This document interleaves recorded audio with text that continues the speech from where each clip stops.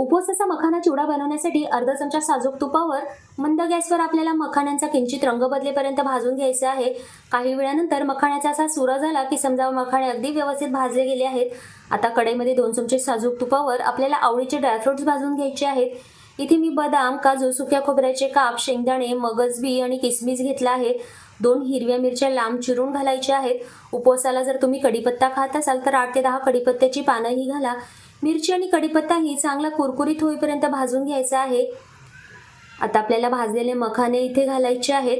तुम्ही जर उपवासाला जिरे खात असाल तर इथे चवीसाठी भाजलेली जिरेपूड घाला। आवडीनुसार लाल तिखट, चवीनुसार मीठ आणि 1 चमचा पिठी साखर घाला। आता मात्र आपल्याला गॅस बंद करायचा आहे आणि गॅस बंद करून आपल्याला हा चिवडा व्यवस्थित एकजीव करून घ्यायचा आहे। इथे आपला अगदीच झटपट होणारा, शरीराला ऊर्जा देणारा, पौष्टिक असा उपवासाचा मखाना चिवडा खाण्यासाठी तयार आहे।